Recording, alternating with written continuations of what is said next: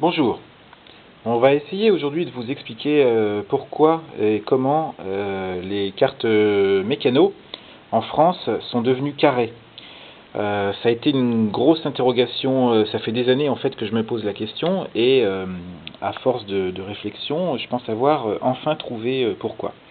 À l'origine, les premières cartes françaises Garde des Étoiles mécano étaient rectangulaires, comme aux États-Unis, hein, les fameux 12 bacs, ou comme aussi en Angleterre les palitoys. Voilà. Comme on a fait, et ben tout simplement, en fait, je pense, mais c'est qu'une théorie, mais on commence à se confirmer, que en fait, Mécano récupérait des cartes étrangères, comme ça, et avait la photo et devait se débrouiller. Donc, au départ, le logo, ça a été la Garde des Étoiles pyramidale, on collait dessus, comme ça, pour réussir à aboutir à une carte comme ça.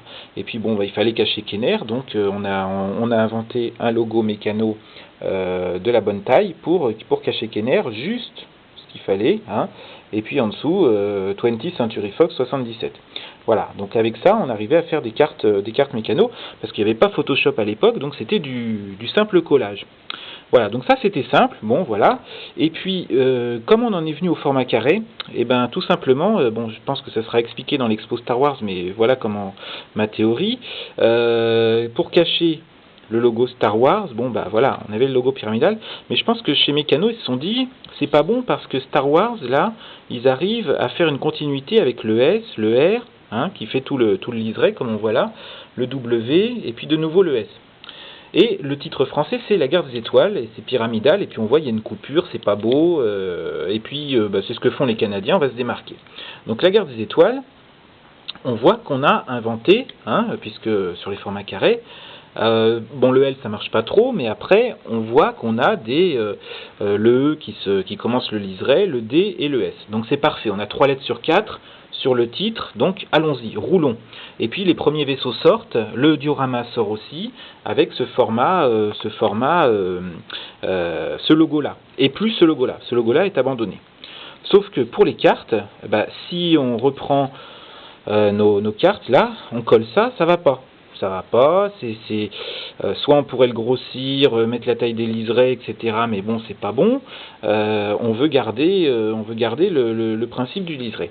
Alors, une idée, je pense, est venue, parce qu'ils se sont rendus compte aussi qu'il y avait un problème sur les noms, quand ils ont sorti les premiers 12 bacs, c'est que les noms n'étaient pas forcément de la même longueur en français et en américain. Notamment le commandant de l'étoile noire, on était obligé de mettre le CDT, bon finalement ça posait des soucis. Donc, à mon avis, leur est venue l'idée de coller le logo au plus près possible, juste sous le nom, comme ça. Mais sauf que du coup, tout ça c'est embêtant. Encore une fois, on n'a pas Photoshop. Donc encore une fois, tout ça, comment le retravailler? Gardons la photo, gardons tout ça, et puis retravaillons, redescendons le Luke et la Leia, redescendons-les, et puis du coup, on arrive à une carte carrée, un format carré. Et pourquoi pas? Voilà. Donc on s'est dit, pas de problème. Et du coup, c'est pour ça que sur les 12 premiers personnages qui ressortent en format carré, on se retrouve avec le nom décalé. Problème, avec Vador et Chiktaba, le personnage est trop grand, donc du coup, on va se retrouver avec un nom placé juste au-dessus de Mécano. Bon, je pourrais vous les montrer, je les ai pas là, enfin je les ai pas du tout. C'est une autre histoire. Voilà. Donc, ça se passe bien. Et puis, Mécano, en fait, a dû se dire, ça y est, il faut se lancer dans un logo aussi pérenne, un truc qui va rester, parce que ça démarre fort, et puis on a reçu les catalogues, on va faire au moins 20 personnages, donc allons-y, roulons, et puis essayons de plus enquiquiner avec des histoires de découpage, il faut que ce soit le plus simple possible. Et puis là, on reçoit les cartes Kenner, c'est facile, on décale le logo. Après arrivent les autres personnages, donc là je vais prendre par exemple des Star Droid, pareil. On descend. Sauf que là, on se dit, ah oui, mais la mention 20th Century Fox, ils la mettent là. Comment on va faire?